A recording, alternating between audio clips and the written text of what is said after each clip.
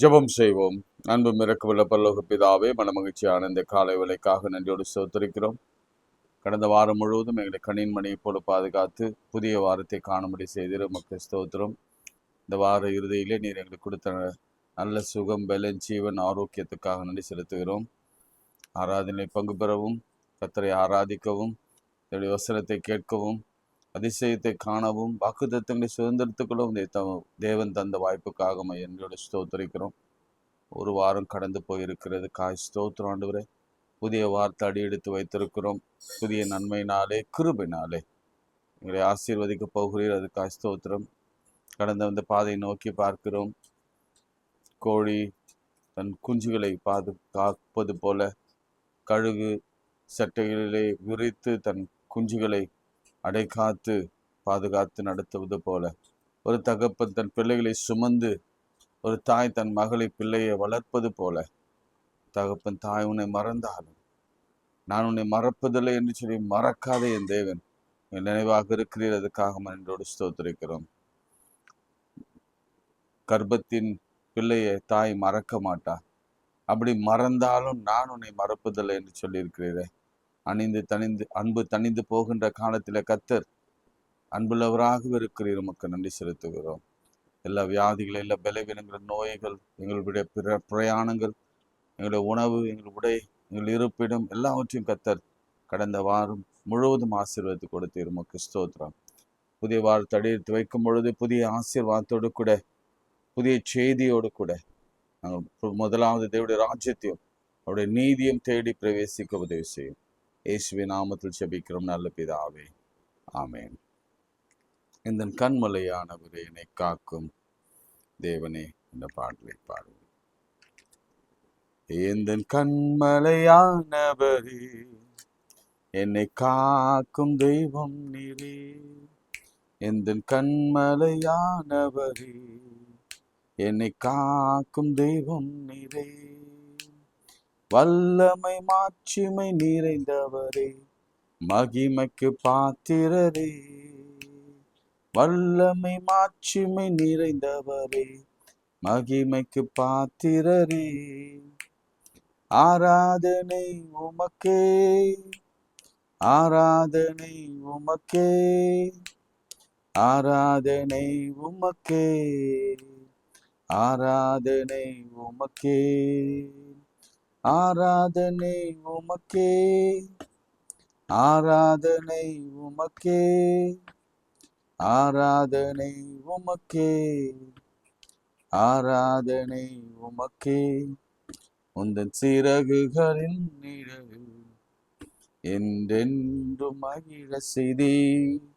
உந்தன் சிறகுகளின் நிழலில் என்றென்றும் மகிழ செய்தே. தூயவரே, என் துணையாளரே, துதிக்கு பாத்திரரே.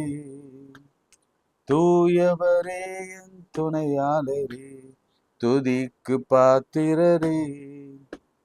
ஆராதனை உமக்கே, ஆராதனை உமக்கே, ஆராதனை உமக்கே, ஆராதனை உமக்கே, ஆராதனை உமக்கே, ஆராதனை உமக்கே, ஆராதனை உமக்கே, ஆராதனை உமக்கே.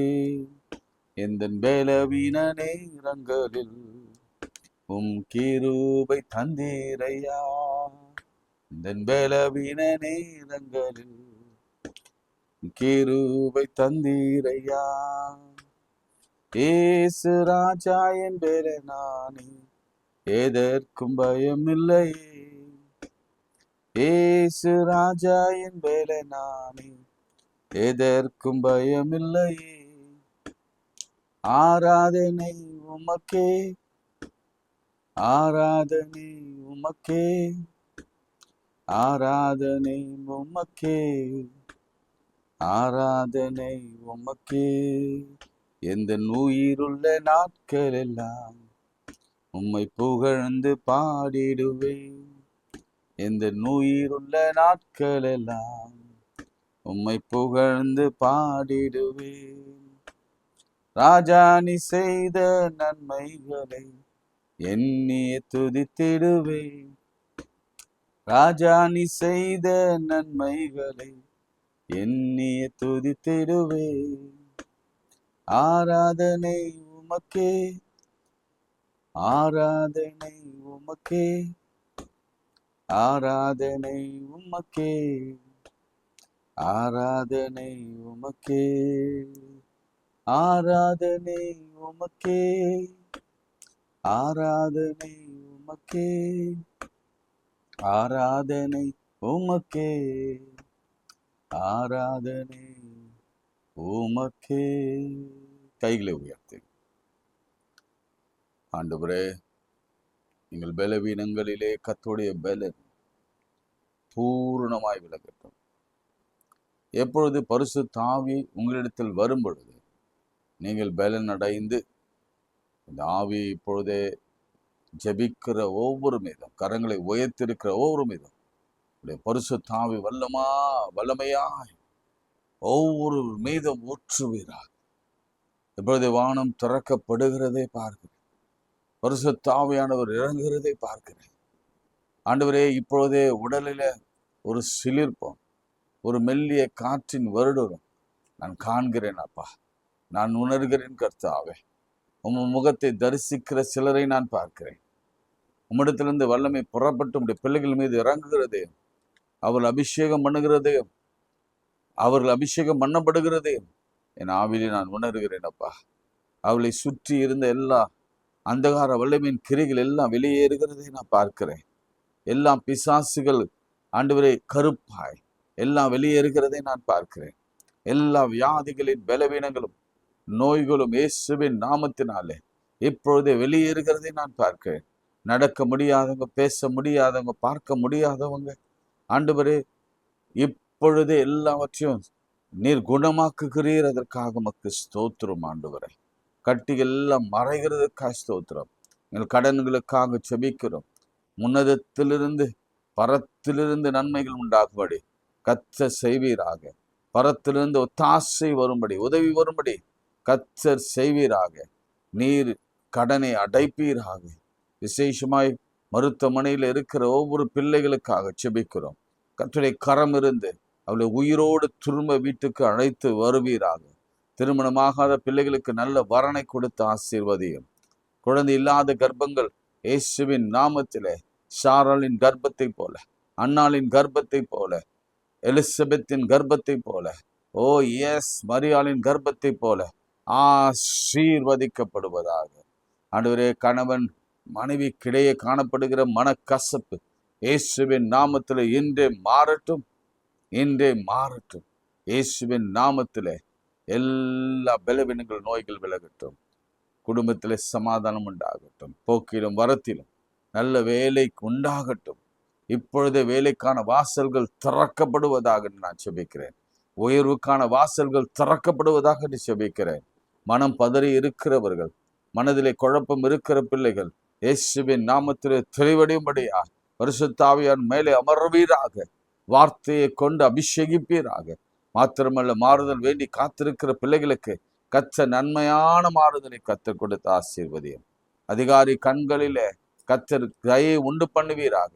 அப்படி இல்லைன்னா நீர் ஆளுகை செய்வீராக. நீர் உத்தரவு போடுவீராக. நீர் அங்கே நீர் ஆணையிடுவீராக. இயேசுவின் நாமத்தில் செபிக்கிறோம் நல்ல பிதாவே, ஆமென். பிரியமானவர்களே, நம்ம அநேக அம்மாக்களை குறித்து கடந்த வாரம்லாம் பார்த்து கொண்டதும், நானே கூட இதை முடித்துட்டு ஃபாதர்ஸ் பற்றி எடுக்கலான்னு யோசித்தேன். ஆனாலும் சில அம்மாக்கள் நம்ம படித்து தான் ஆகணும் போல இருக்கு. ஏன்னா அந்த ரெபேக்கால் அப்படின்ற ஒரு அம்மா பற்றி நம்ம நிச்சயம் படித்து ஆகணும். பைபிள் என்டையர் பைபிளில்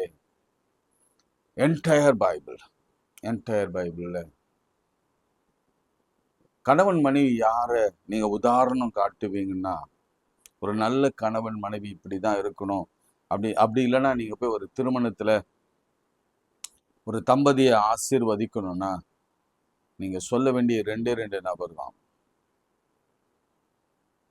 அது ஈசாக்கு, ரெபேக்கால். நான் ஈவன் ஆதாம் ஏவாளை கூட சொல்ல மாட்டேன். ஈசாக்கு ரெபேக்காலை மாத்திரம் தான் நான் சொல்லுவேன். Entire Bible. ஏனென்றால் உங்களுக்கு தெரியும், ஏவாள் உடைய வீழ்ச்சி உங்களுக்கு தெரியும். ஆபிரகாமு விசுவாசிகளின் தகப்பன், சாராள் விசுவாசிகளின் தாய். ஆனாலும் அவங்கள ஒரு நல்ல கப்பல் என்று நான் சொல்ல முடியாது, நல்ல தம்பதியர் என்று சொல்ல முடியாது. காரணம் என்ன? மூன்றாவது ஒரு நபரை அவங்களே கொண்டு வந்தாங்க. அதனால தான் இந்த உலகத்தில் இவ்வளவு பெரிய போராட்டங்கள் வருவதற்கான காரணம். அவரும் ஒரு ஐடியல் புருஷன் அல்ல, நல்ல ஃபாதர் அல்ல, அவங்களும் சாராலும் நல்ல மதரும் அல்ல. எனவே நீங்கள் என்டையர் பைபிள் எடுத்துக்கொண்டா ஒரு எக்ஸாம்பிள் உள்ள ஒரு கப்பல் யார் என்று பார்த்தால், ஒருவேளை நீங்கள் எல்லாரும் ஒத்துப்பீங்கன்னு நினைக்கிறேன். ஒருவேளை உங்களுக்கும் வேறு யாராவது கண்களில் தெரிஞ்சா, பைபிளில் தெரிஞ்சா எனக்கு உடனே எழுதுங்க, நானும் கூட கற்றுக்கொள்கிறேன். ஆனால் எனக்கு தெரிந்த வரையில் ஈசாக்கு ரெபேக்காள் தான். அவ்வளவு அன்பான ஒரு கப்பல். இந்த ஈசாக்கை குறித்து தான், இந்த ரெபேக்காளை குறித்து தான் இந்த காலை வேளையில் சற்று நேரம் சிந்தித்து நாம் செபிக்க போகிறோம். இது பெரிய டாபிக் இது. எனவே கர்த்தருக்கு சித்தமானால் 2 பகுதியாக நாம் பார்க்கலாம். முதலாவது பகுதி, இன்று ரெபேக்காளை குறித்து ஒரு அறிமுகம். ஏன்னா நிறைய நேரம் நம்ம ரெபேக்காளை குறித்து கேள்விப்பட்டிருக்கிறோம். அதனால நான் ரொம்ப அதிகமாக பேச விரும்பாம சில காரியங்கள், சில வசனங்கள் மாத்திரம் உங்களுக்கு சொல்லி நான் ஜெபிக்க விரும்புகிறேன். ஆதியாகமம் 24ஆம் அதிகாரம் 16ஆம் வசனம். Genesis 24:16. அந்த பெண் மகா ரூபவதியும் புருஷனை அறியாது கனியுமாய் இருந்தாள்.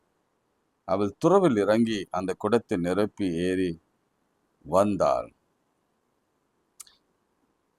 அப்பொழுது அந்த ஊழியக்காரன் அவளுக்கு எதிர்கொண்டு ஓடி, உன் குடத்தில் இருக்கிற தண்ணீர் கொஞ்சம் குடிக்கத்தா என்றான். அதற்கு அவள், குடியும் என் ஆண்டவனே என்று சீக்கிரமாய் குடத்தை கையில் இறக்கி கொண்டு அவனுக்கு குடிக்க கொடுத்தாள்.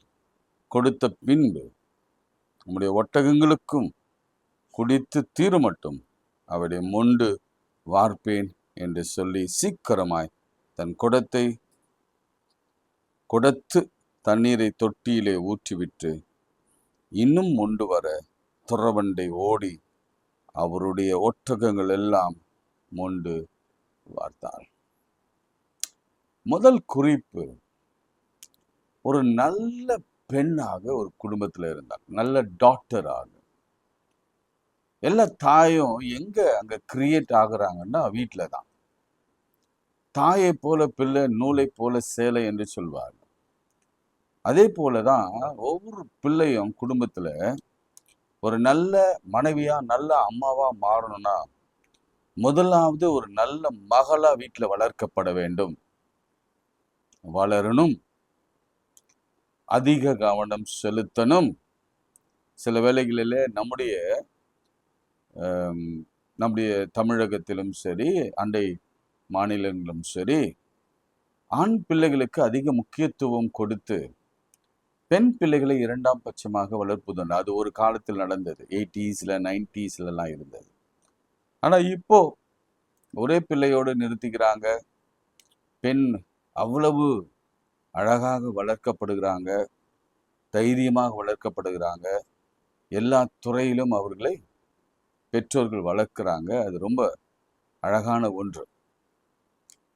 எங்கிருந்து இது வந்ததுன்னா, ஒருவேளை நம்முடைய திருமறையிலிருந்து பெண்களுக்கு அவ்வளவு இயல்பான நல்ல குணங்கள் இருக்கிறது என்பதை அறிந்து பெண்களை வளர்க்க இன்னைக்கு அநேக பெற்றோர்கள் வராங்க. ஒருவேளை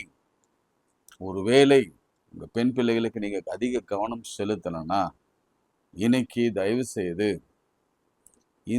இந்த சுவிசேஷத்தை, இந்த நல்ல செய்தியை, இந்த வேதாகம் கொடுக்கிற அறிவுரைய தயவுசெய்து ஃபாலோ பண்ணுங்க.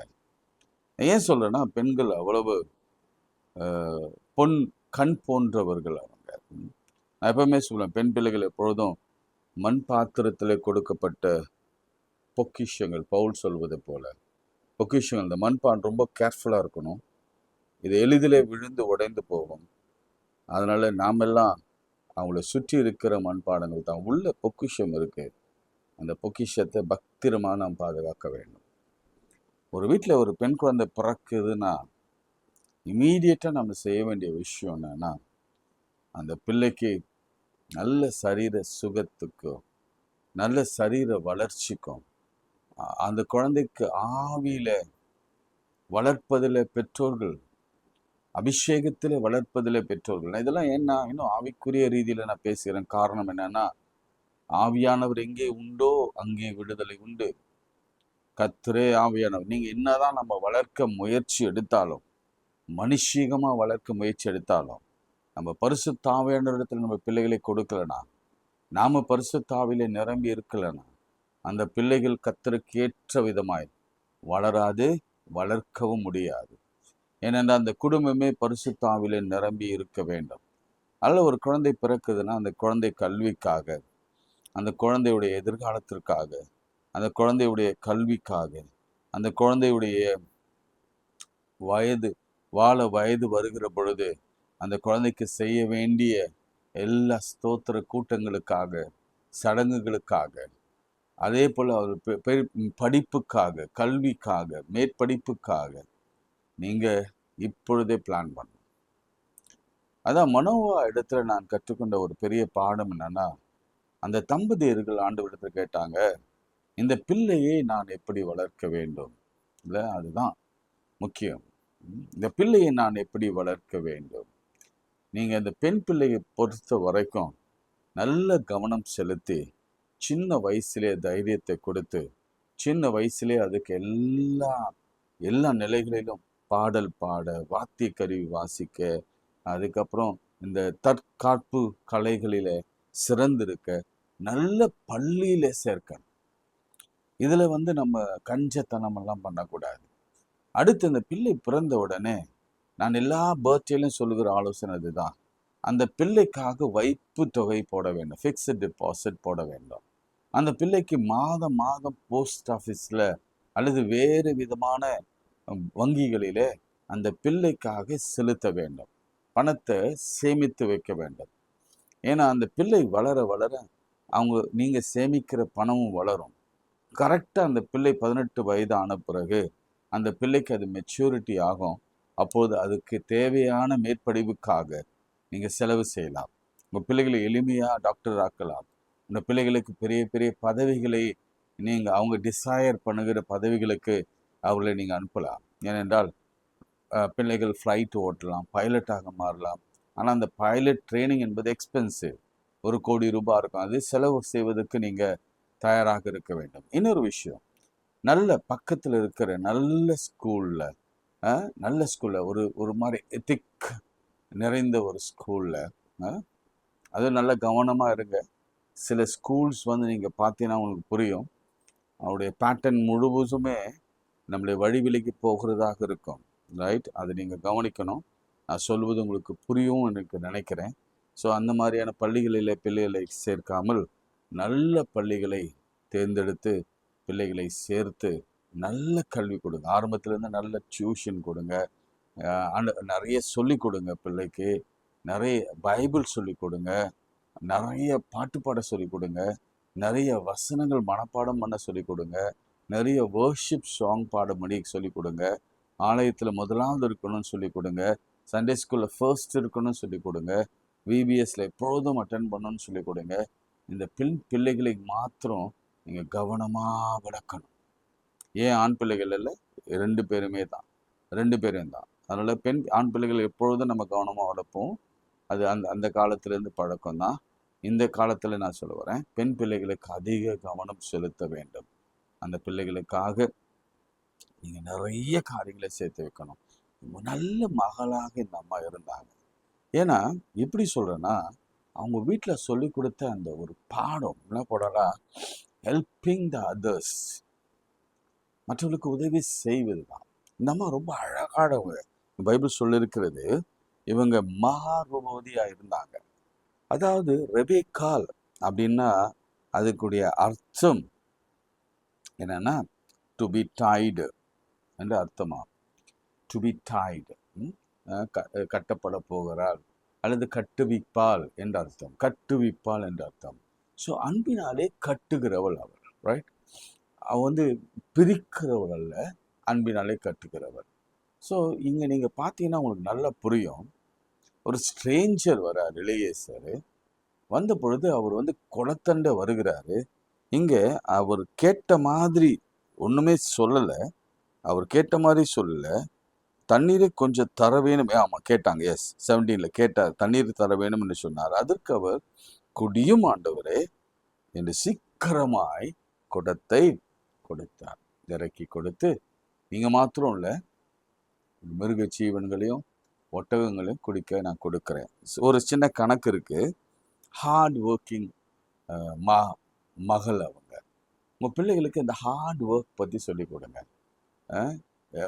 படிப்பதோடு கூட, நிறைய பாடல் பாடுவதோடு கூட, இசை கருவிகள் கற்றுக் கொடுப்பதோடு கூட, வீட்டு வேலை செய்வதையும் பிள்ளைகளுக்கு சின்ன வயசுலேருந்தே சொல்லிக் கொடுங்க. That's more important. என்னடா ஐயர் வந்து கடைசியில் ரொம்ப பழமைவாதி மாதிரி போயிட்டாரு. இல்லை, பழமைவாதிலாம் இல்லை, அடிப்படைவாதியும் இல்லை. என்ன சொல்ல, ஏன் எக்ஸசைஸ்னா சின்ன வயசுலேயே குழந்தை குளிஞ்சு பெருக்கணும். சின்ன வயசில் பிள்ளைகள் வந்து சின்ன சின்ன பாத்திரங்கள் கழுவணும். சின்ன வயசுல பிள்ளைகள் சின்ன சின்ன வெயிட்டுகளை தூக்கணும். காரணம் என்னன்னா, இந்த உடல் அவ்வளவு ஃப்ளெக்சிபிளாக பவர்ஃபுல்லாக கடவுள் படைத்திருக்கிறார். அதை நம்ம அப்படியே என்ன செய்யணும், வளர்க்க வேண்டும். சோம்பேறியா உடல் பருமனத்தோட பிள்ளை வளருவதை நம்ம பார்த்துன்னு சும்மா இருக்கக்கூடாது. சரிங்களா? சின்ன சின்ன அம்மாவுக்கு உதவியா இருங்கம்மா, அப்பா கூட சொல்லி தரணும்ப்பா, நீ அங்கே ஒரு வாக்கிங் போயிட்டு வா, ரைட், ஓகே, அதை க்ளீன் பண்ணு, வீட்டை க்ளீன் பண்ணு, இந்த ஷெல்ஃபை க்ளீன் பண்ணு. இந்த மாதிரி சின்ன சின்ன டியூட்டிஸை பிள்ளைகளுக்கு கொடுத்து நீங்கள் தயவு செய்து வளர்க்க.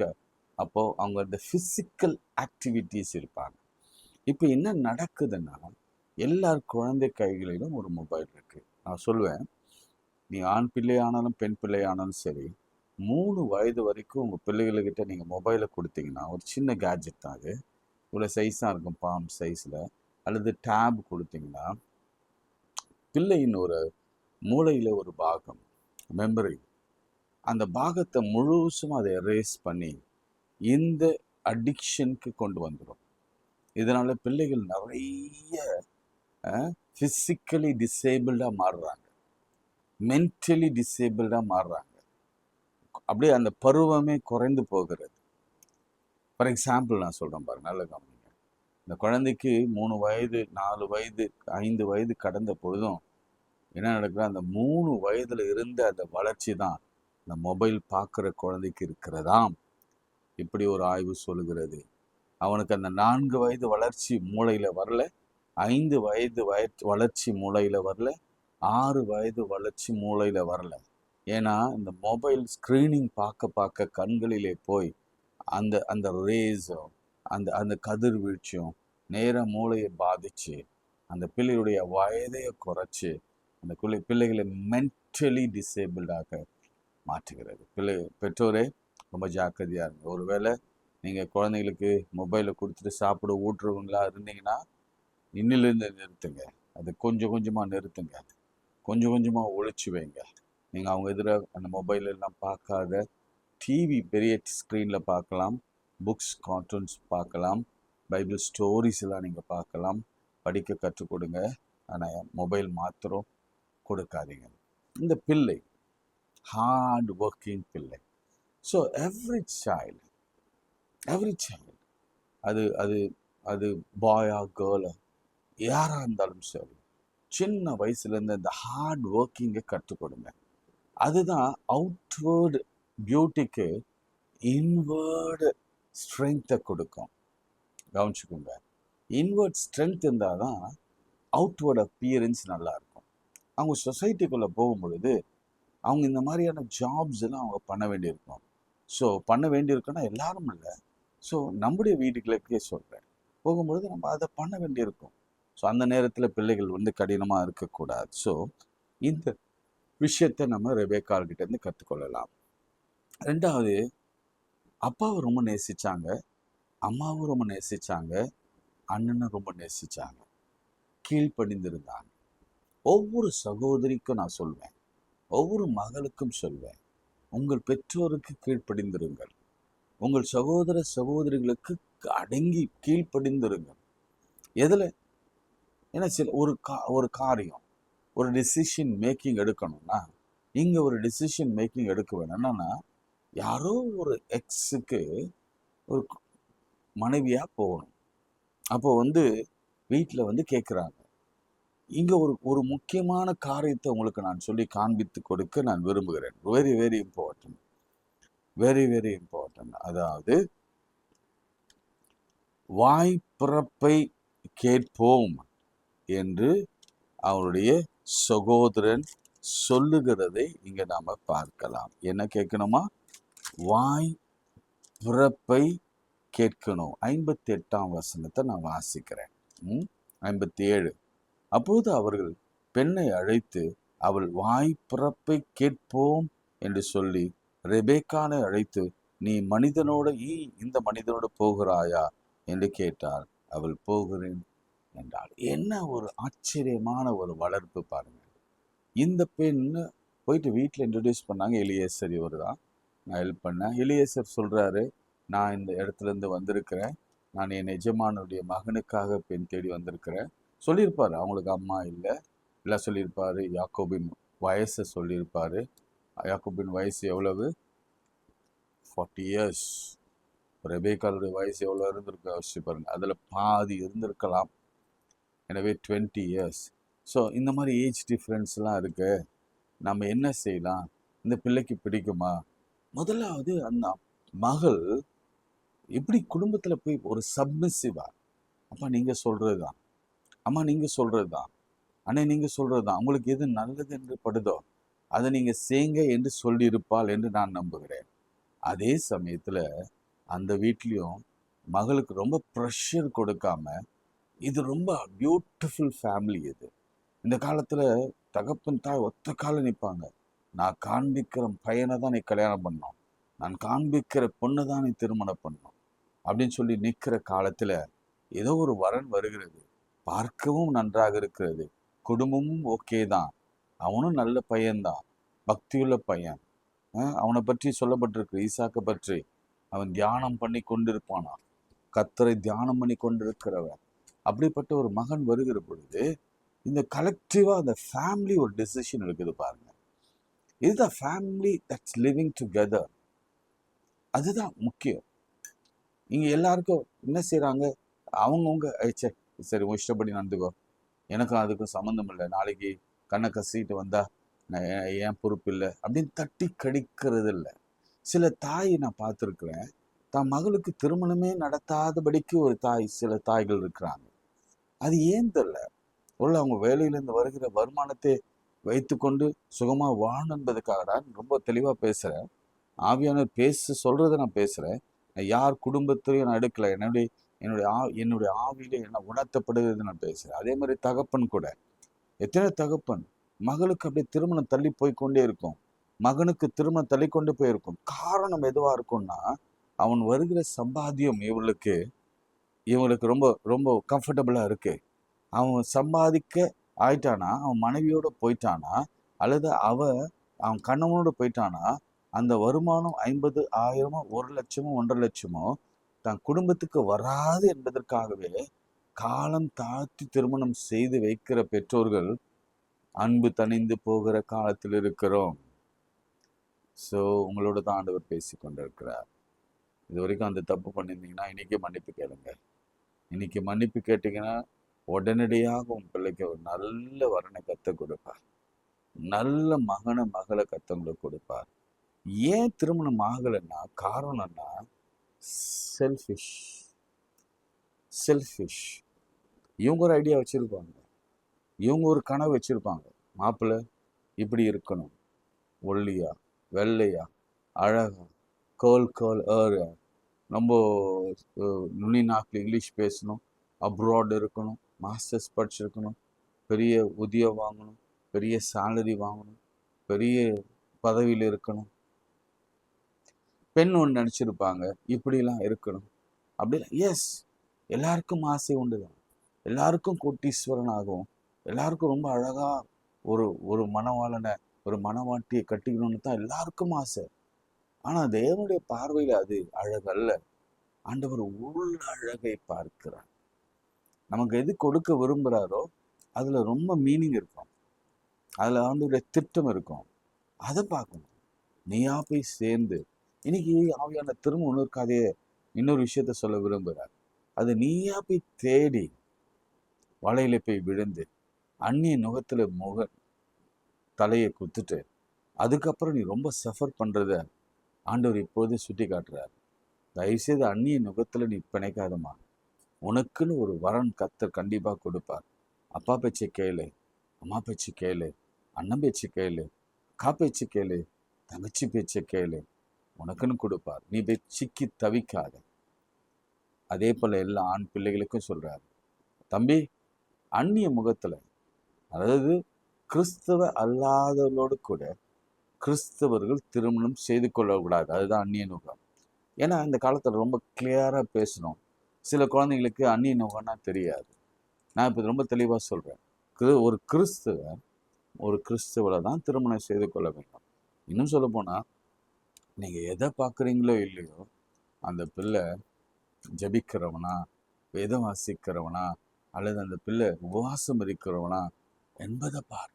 ஆலயத்துக்கு ஒழுங்கா போகிறவனா பாரு, கொயர்ல இருக்கிறானா பாரு. அப்படிப்பட்ட ஒரு பக்தியுள்ள பிள்ளையை தேடு. அதை விட்டுட்டு அழகு, வேலை, படிப்பு, அந்தஸ்து, ஜாதி, இனம், மொழி, நோ, அதெல்லாம் உங்களுக்கு செட் ஆகாது. ஆண்டவருக்கு அது விருப்பம் இல்லாத ஒன்று. ஆண்டவருடைய பிரியபடி நடக்கும்படி ஆண்டவர் விரும்புகிறார். இங்க பாருங்க, இந்த அழகான ஒரு திருமணத்தை ஆண்டவர் ரொம்ப அழகா ஒழுங்குபடுத்துகிறார். முன்பின் தெரியாத இளையேசரை கொண்டு வந்து முன்பின் தெரியாத ரெபேக்கால இணைக்கிறார். இணைத்து தன் எஜமான் வேலைக்காரனாகிய ஈசாக்குக்கு பெண் கேட்குறாங்க. அந்த பெண் கேட்குற படலம் கூட ரொம்ப பியூட்டிஃபுல்லாக நடந்தது. எல்லா பேரண்ட்ஸும் அக்ரி பண்ணி, சகோதரனும் அக்ரி பண்ணி, ஒரு சமாதானத்தோடு கூட சகோதரியை வழி அனுப்பி விடுறாங்க. அதில் ஒரு வார்த்தைகள் உண்டு. நீங்கள் எப்போதும் இது ஜெபம் பண்ணும்பொழுது நீங்கள் வீட்டில் உங்கள் பிள்ளைகளை மேலே தலை வச்சு ஜெபம் பண்ணுங்க. பெண் பிள்ளைகள் மீது 24 ஜெனசிஸ் 24:60 நான் அதை அடிக்கடி சொல்வதுண்டு. ரெபேக்காளை வாழ்த்தி, எங்கள் சகோதரியே, நீ கோடா கோடியாய் பெருகுவாய். பியூட்டிஃபுல் வார்த்தை.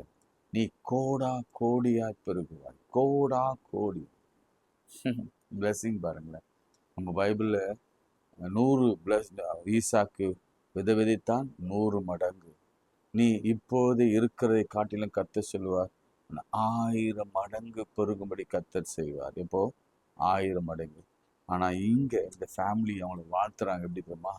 கோடா கோடியாய் நீ ஆசீர்வாதமாக இருப்பாய். ஆமென் சொல்லுங்க. அதே மாதிரி தான் நடந்தது இல்ல? வானத்தின் நட்சத்திரத்தை போல இந்த சந்ததி கோடா கோடியாய் பெருகினது. மணலை போல உடைய சந்ததி கோடா கோடியாய் பெருகினது. அடுத்து பாருங்க, உன் சந்ததியார் தங்கள் பகஞ்சனுடைய வாசல்களை சுதந்திரித்துக்கோ. அப்படின்னு நான் ரொம்ப சிம்பிளா சொல்றேன். பகஞ்சின் வாசலை சுதந்திரித்துக் கொள்வாங்கன்னா, இவங்க போயிட்டு கானான் தேசத்தை எப்படி சுதந்திரிச்சாங்களோ அதே மாதிரி தான். அது ஒரு அழகான வசனம் உண்டு. நீங்க கட்டாத வீட்டுல குடியிருப்பீங்க. நீங்க நடாத, எப்பயோ 20, 30, 40, 50 வருஷத்துக்கு முன்னாடி நட்டிருந்த அந்த அந்த திராட்சை செடியோ அல்லது அத்தியோ அல்லது மேபி வைனோ, என்ன அங்கே இன்னும் நல்லா வளரும் பேரிச்சம்பழங்களோ, அதனுடைய கனிகளை நீங்க சுதந்திரித்து கொள்வீங்க. நீங்க போவீங்க, உங்களுக்கான வீடு வாசல் திறந்து வைத்திருக்கும். ஆமென் சொல்லுங்க. எக்ஸாம்பிள் சொல்லட்டுமா? நல்ல ஒரு எக்ஸாம்பிள் சொல்லட்டுமா? நல்ல ஒரு எக்ஸாம்பிள் சொல்றேன் பாருங்களேன். எல்லாருக்கும் சொல்றேன், ஆண் பிள்ளைகளுக்கு பெண் பிள்ளைகளுக்கும் சொல்றேன். ரூத் ஒண்ணுமே இல்லாம போனாங்க. ஒண்ணுமே இல்லை போனாங்க. ஒண்ணுமே இல்லை, குறைவுள்ளவங்களா போனாங்க.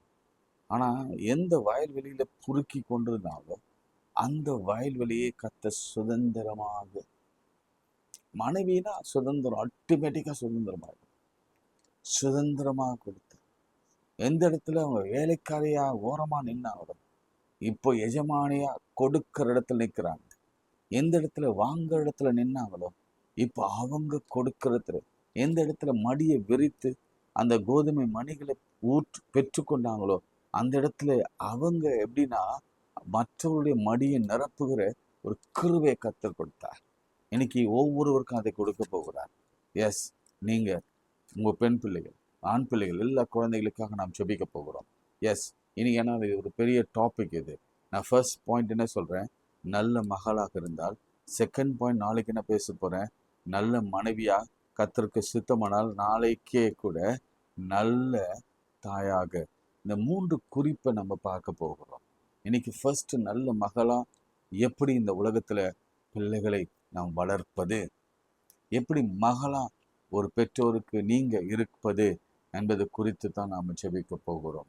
அதனால் நம்ம எல்லாரும் கண்களை மூடி கைகளை உயர்த்தி, ஆண்டவரே, என் குடும்பம், என் பெற்றோர்கள், என் பிள்ளைகள், என் பேர பிள்ளைகள், என் வயதுக்கு வயந்த என்னுடைய குமாரத்திகள், என்னுடைய குமாரர்கள், என்னுடைய வாழ்க்கைக்காக நான் ஜெபிக்கிறேன். ஆண்டவரே, நாங்கள் இருப்பதே அவர்களுக்காக தானே.